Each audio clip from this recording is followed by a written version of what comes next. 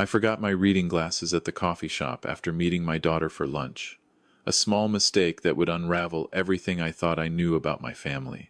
My name is Thomas Brennan, and at 67 years old, I thought I'd seen enough of life to not be surprised anymore.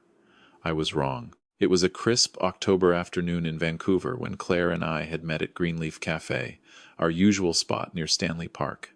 She'd seemed distracted that day, checking her phone more than usual, but I'd chalked it up to work stress. Claire was a pharmaceutical sales rep, always busy, always on the go. We'd talked about her upcoming trip to Toronto, my recent doctor's appointment for my persistent headaches, the usual father-daughter conversation. Nothing seemed out of the ordinary. I didn't realize I'd left my glasses behind until I got home to my house in Kitsilano. They were my prescription readers, expensive ones, and I needed them for everything. So I drove back to the cafe, expecting a quick in-and-out retrieval. The cafe was nearly empty when I returned. It was that quiet period between lunch and dinner rush, just after 3 in the afternoon. I walked up to the counter, where a young barista named Maya was wiping down the espresso machine. I'd seen her there before. Always friendly, always efficient. "Excuse me, I think I left my glasses here about an hour ago." Brown frames. I was sitting at the corner table with my daughter. Maya's face went pale. She glanced toward the back of the cafe, then back at me, her hands gripping the counter edge. "Mr. Brennan, right? Your daughter mentioned your name." "That's right." She hesitated, then lowered her voice to barely above a whisper.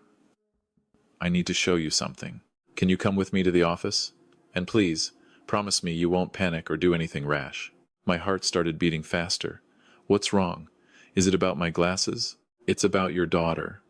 Just, please come with me." I followed Maya through the staff door into a small back office cluttered with inventory boxes and a desk with an old computer.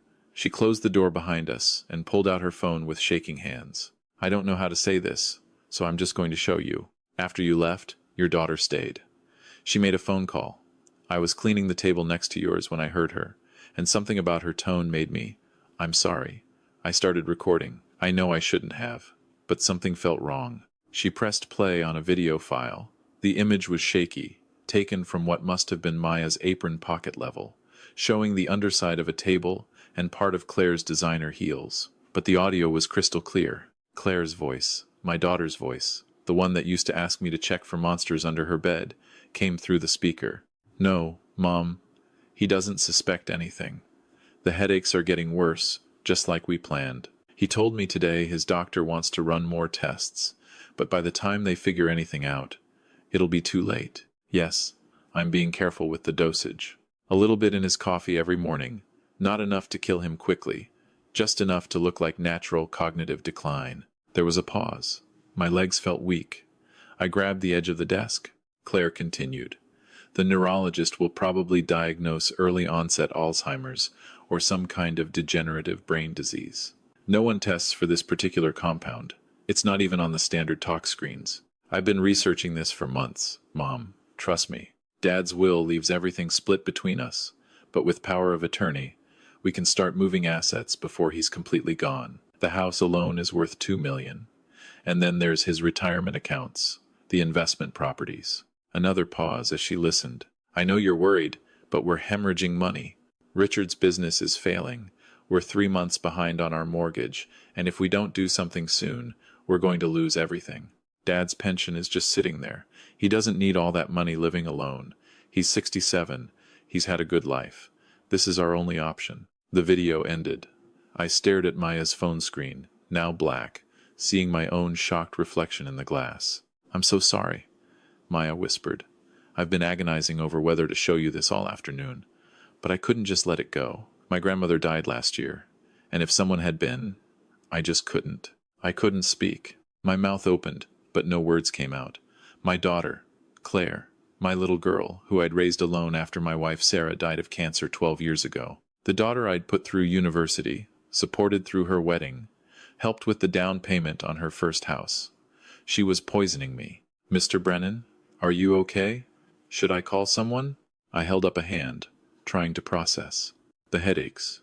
I'd been having them for about 4 months now, worsening gradually. I'd thought it was stress, maybe high blood pressure. The dizziness, the occasional confusion, the way words sometimes slipped away from me mid-sentence. I'd joked with Claire about getting old, about my brain not being what it used to be. She'd laughed. She'd agreed. She'd suggested I see a neurologist, because she wanted them to diagnose me with something untreatable, something that would explain my decline until I was too far gone to matter. "Can you send me that video?" I heard myself ask, my voice coming from somewhere far away. "Already done. I sent it to your email, the one on your loyalty account here. I also backed it up in 3 places because I was afraid of, I don't know, I just wanted to make sure it couldn't disappear." "Thank you, Maya. You may have saved my life. What are you going to do?" Good question. What was I going to do? Call the police? Confront Claire? My mind was spinning, but underneath the shock, something cold and analytical was taking over. Maybe it was the 30 years I'd spent as a civil engineer, trained to solve problems systematically. Or maybe it was simple survival instinct. "I need to think," I said. "But Maya, please don't mention this to anyone. If she finds out someone knows, I don't know what she might do." Maya nodded vigorously. "I won't say anything, I promise. Your glasses are behind the counter, by the way. I set them aside when I found them." I took my glasses and drove home in a daze. The familiar streets of Vancouver seemed strange, like I was seeing them through water. Every sip of coffee I'd had that morning suddenly felt sinister in my stomach. How long had this been going on? 4 months of headaches. Had she been poisoning me for 4 months? At home, I went straight to my computer and watched Maya's video again, then again.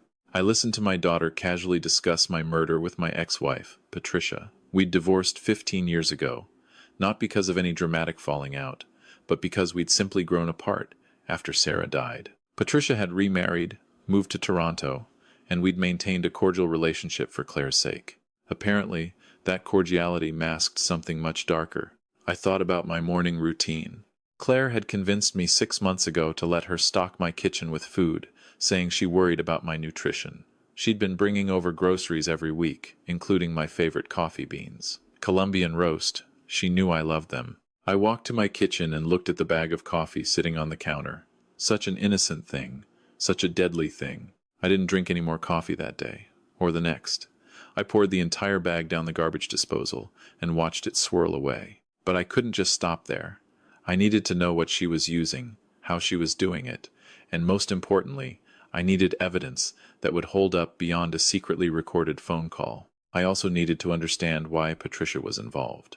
She'd received a generous settlement in our divorce, and she'd remarried a successful orthodontist. Why would she need my money badly enough to help murder me? The next morning, I called Claire. My hands were shaking as I held the phone, but I kept my voice steady. "Hi, sweetheart. I hate to bother you, but I've run out of that coffee you brought last week. Any chance you could pick some up? I've really developed a taste for that specific brand." "Of course, Dad." Her voice was warm, concerned. The voice of a loving daughter. "I'm actually heading to your neighborhood this afternoon. I'll drop some by around 2. How are you feeling? Still getting those headaches?" "A bit better, actually. Maybe the doctor was right about needing more sleep." "That's great, Dad. I'll see you at 2. I hung up and immediately called an old colleague, Derek Chen, who'd retired from engineering and gone into private investigation work. Some people golf in retirement. Derek surveilled cheating spouses. I'd always thought it was an odd choice, but now I was grateful for it. "Derek, I need your help with something sensitive. Very sensitive. Can you come to my house this morning before noon and bring whatever equipment you'd use to test for, I don't know, contaminants in food?" "Tom? Jesus, you sound terrible. What's going on?" "I'll explain when you get here. Please, just trust me." Derek arrived at 11 with a kit that looked like something from a crime scene investigation show. When I showed him Maya's video, his jaw dropped. "Your daughter?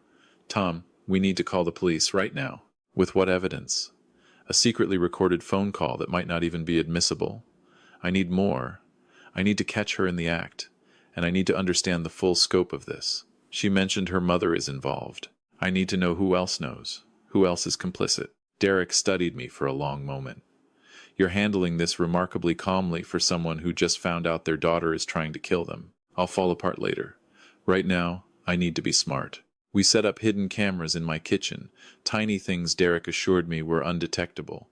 One focused on the counter where I kept my coffee, another on the general kitchen area. We also prepared several sealed evidence bags for whatever Claire brought. When Claire arrived at 2, I was sitting in my living room pretending to read the newspaper, my stomach in knots. Derek was parked down the street, monitoring the camera feeds on his laptop. "Dad, I'm here."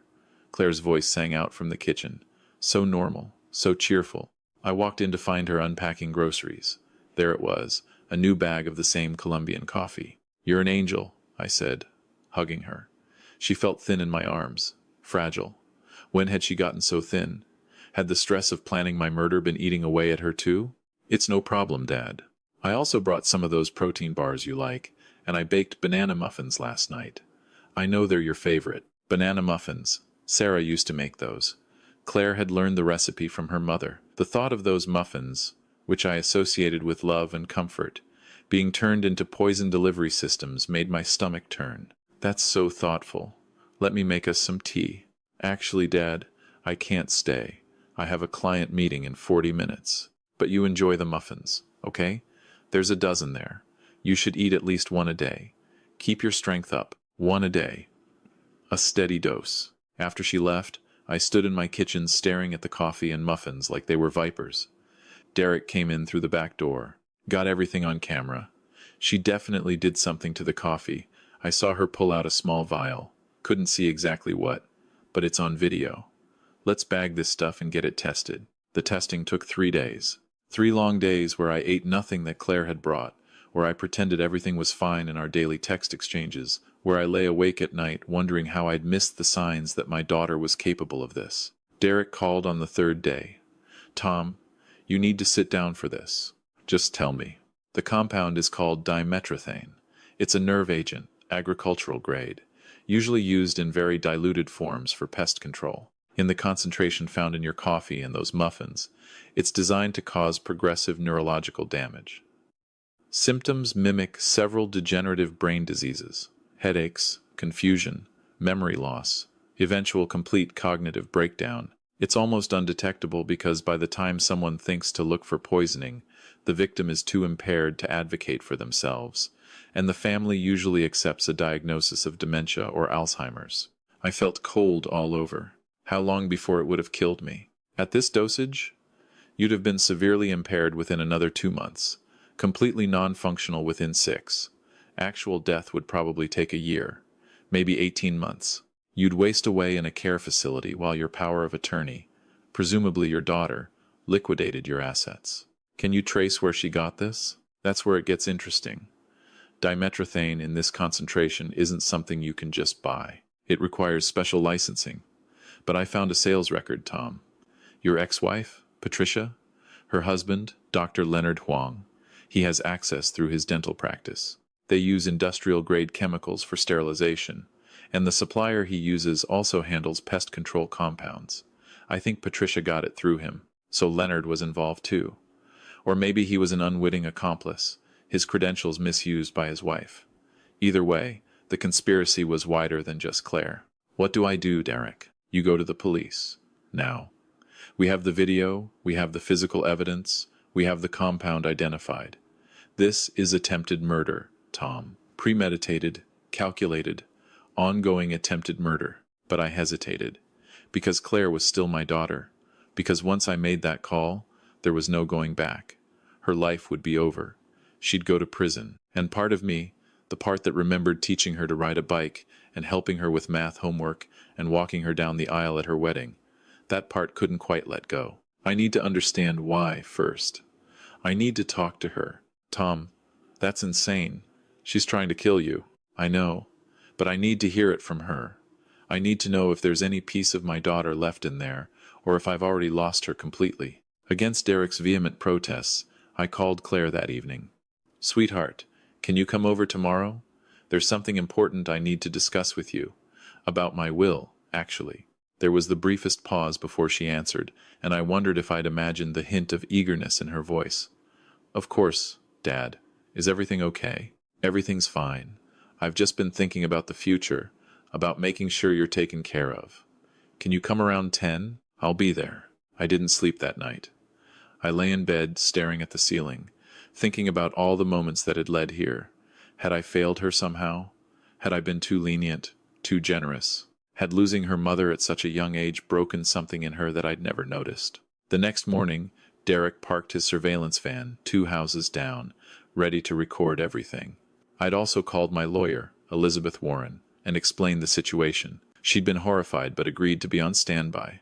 The police were one phone call away. Claire arrived exactly at 10, carrying a thermos. "I brought you some of that herbal tea you mentioned helped with your headaches," she said, kissing my cheek. "More poison, probably." I took the thermos and set it aside. "Come, sit down, Claire. We need to talk." We sat in my living room, the same room where she'd played with dolls as a child, where she'd cried on my shoulder when her first boyfriend broke her heart, where we'd celebrated her engagement to Richard. The morning light came through the windows, and she looked so much like Sarah in that moment that it physically hurt. "Dad, you're scaring me. What's wrong?" "I know, Claire. I know what you've been doing." Her face went blank, carefully neutral. "What are you talking about?" "I know about the dimethyltryptamine. I know you've been poisoning me for months. I know Patricia is helping you. I know about your financial problems, about Richard's failing business, about your plan to use power of attorney to steal my assets while I deteriorated." The color drained from her face. "Dad, I don't. Who told you this? This is insane. I have video of you on the phone with your mother discussing it. I have the coffee and muffins you brought, tested by a professional lab. I have evidence of everything, Claire. So please, don't insult us both by lying." For a long moment, she just stared at me. Then something in her face changed, hardened. The mask fell away, and I saw someone I didn't recognize. "Fine. Yes, I've been giving you dimethyltryptamine. Are you happy?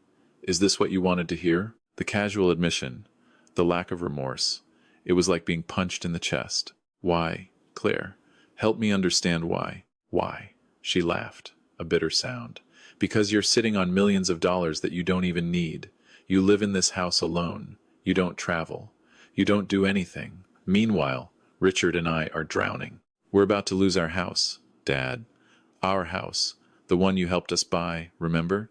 Well, Richard's investments went south, and then his business partners screwed him over, and now we're buried under debt.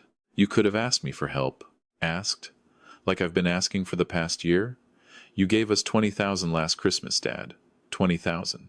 That didn't even cover 2 months of what we owe. We need real money. And you just keep saying you're worried about giving us too much, that we need to learn to manage our finances better. So you decided to kill me instead. You're 67 years old. You've lived a good life. You had a career, you had love, you had Mom, and then Sarah. What do Richard and I have? Debt, shame, failure. This was supposed to be our life, Dad.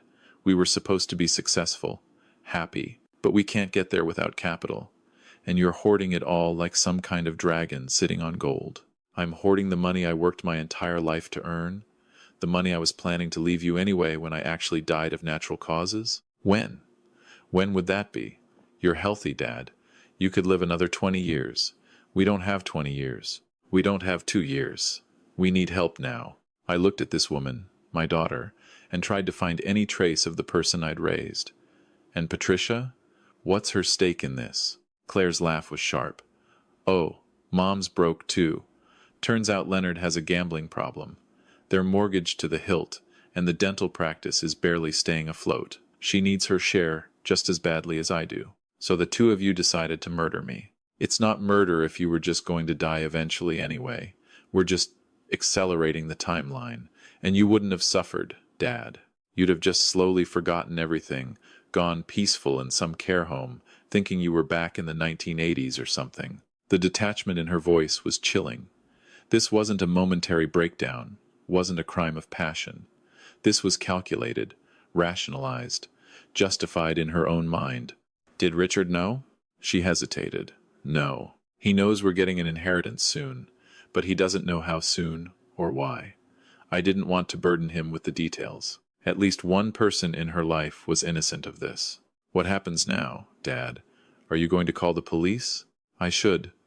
You understand that I should, right? You tried to kill me, Claire, your own father. I'm trying to save my life. Can't you understand that? Richard and I were good people who made some bad investments. We don't deserve to lose everything while you sit here in your paid-off house with your pension and your retirement accounts. It's not fair. So you'll poison me instead?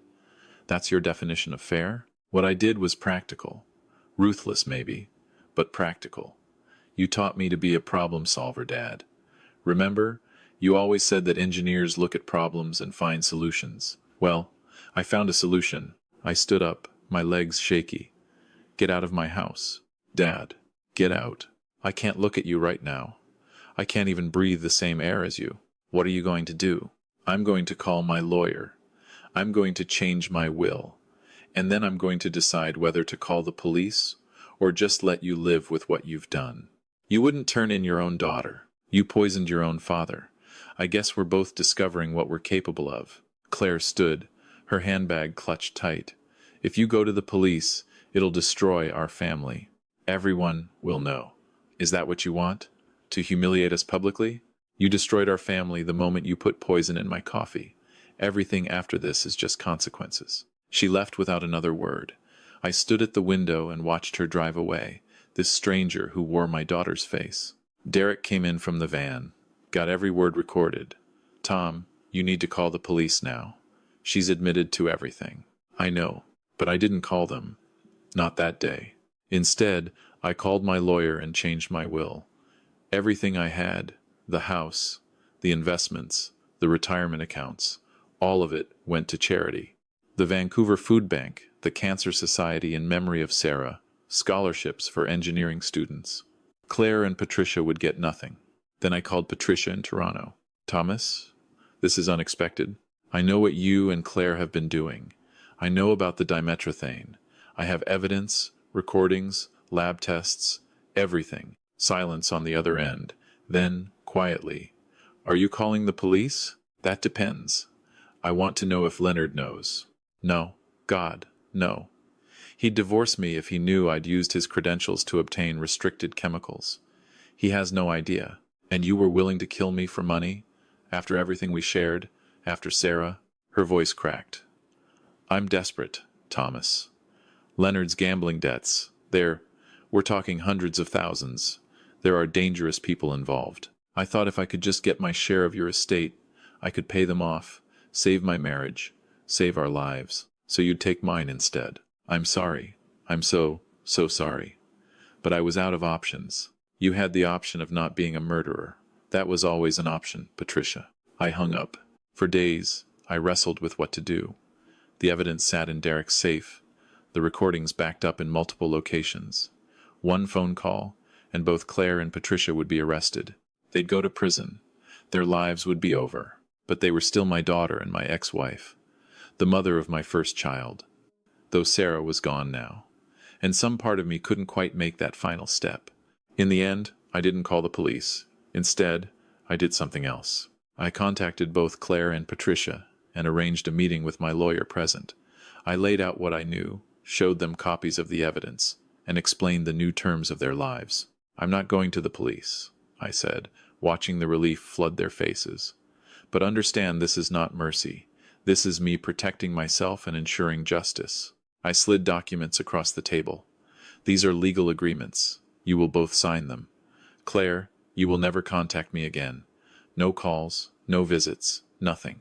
You are out of my life completely. Patricia, same terms. You'll both sign affidavits confessing to what you've done, which will be held by my lawyer in a sealed file. If anything happens to me, anything at all, even a genuine accident, those confessions go straight to the police, along with all the evidence. Dad, please. I'm not your father anymore. I'm the man you tried to murder. Sign the papers. They signed? Additionally, I've changed my will. Everything goes to charity. You get nothing. When I die, whether that's next year or in 20 years, you won't see a cent. You tried to steal my life for money, so the money is gone. Seems fitting. Claire's face was pale. We'll lose everything. Yes, you will. Maybe you'll learn what actually matters. Maybe you won't. I don't care anymore. Is there anything we can do to make this right? Patricia asked quietly. I looked at both of them, these two women I'd once loved in different ways, now strangers I couldn't trust with a cup of coffee. No, there's nothing. You can live with what you've done. That's your punishment. Every day for the rest of your lives, You'll know you were willing to slowly poison someone who loved you. You'll know you valued money more than human life. And you'll know that when you actually needed help, instead of asking for it like decent people, you chose murder. Live with that. Let it eat at you the way that dimetrothane was supposed to eat at my brain. That was 6 months ago. I haven't heard from Claire since. Patricia sent one email, apologizing again, which I deleted without responding. Richard called once, confused about why his wife wouldn't speak to me. I told him to ask Claire, that it was between us. He sounded worried, and I felt bad for him. He was an innocent victim in his wife's scheme. The headache stopped within 2 weeks of me stopping the coffee and muffins. My thinking cleared. The occasional confusion faded. I was lucky. Another month or two, and the damage might have been permanent. I still go to Greenleaf Cafe every week. I always request Maya's section, and I tip her generously. She saved my life. This young barista who barely knew me, but cared enough to risk herself by recording that conversation and showing it to me. Sometimes I think about what would have happened if she'd minded her own business, if she'd thought it wasn't her place to interfere in family matters. I'd be in a memory care facility by now, or dead, while Claire and Patricia liquidated my life's work. The house is quiet these days. Quieter than before, because before I'd had the illusion of family, of my daughter's regular visits and care packages. Now I know what those visits really were, but I've made peace with it. I have friends, my engineering alumni group, my volunteer work at the food bank. Life goes on. Sometimes people ask me if I regret not sending them to prison. The answer is complicated. Part of me thinks they deserved it. Part of me knows that living with what they've done, with the loss of their inheritance and the knowledge of how far they fell morally, might be a worse punishment than a few years in jail. And part of me just didn't want to be the father who put his own daughter behind bars, even though she tried to kill me. I'm not sure which part is right. What I do know is this: money changes people. Desperation changes people. And sometimes the people we think we know best are capable of things we never imagined. Trust is a precious thing, easily shattered and impossible to rebuild. I loved my daughter more than my own life, and she was willing to take my life for money. If there's a lesson in all this, it's to pay attention to the small signs, the inconsistencies, the moments when someone's words don't match their actions, to speak up when something feels wrong, like Maya did, to value life and relationships over money and possessions, to ask for help before desperation drives you to unforgivable choices, and maybe, most importantly, to understand that having wealth comes with responsibility, but also with risk. People you trust, people you love, they can see you differently when money is involved. Not always, but sometimes. And that sometimes is enough to be cautious. I'm 78 now, or I will be next month. I'm healthy, thanks to catching the poisoning when I did. I'll probably live another 10 or 15 years. And somewhere out there, Claire is living her life, dealing with her debts, knowing that the inheritance she murdered for is going to feed the homeless and fund cancer research instead. I hope she thinks about that every day. I hope it haunts her, not because I'm cruel, but because I hope it changes her. I hope she becomes someone who would never do that again, who values human life over money, who understands what she nearly destroyed. My daughter is lost to me. But maybe, just maybe, she can save herself from the person she became. As for me, I'm going to live my life on my own terms, for however many years I have left. I'm going to donate my time and eventually my money to causes that matter. I'm going to drink coffee without fear. And I'm going to remember that family is supposed to be built on love, not inheritance plans. But first, where in the world are you hearing this story? What's your experience with family and trust? Have you ever had someone you loved betray you in a way you never saw coming? Let me know in the comments. And remember to like and subscribe if you want to hear more stories about life's hard lessons. Because if my story teaches anything, it's that life can surprise you in the worst ways. But survival, real survival, isn't just about staying alive. It's about staying true to who you are, even when everyone around you has lost their way. Stay safe out there, trust carefully, and never, ever take anything for granted, especially the people who have access to your morning coffee.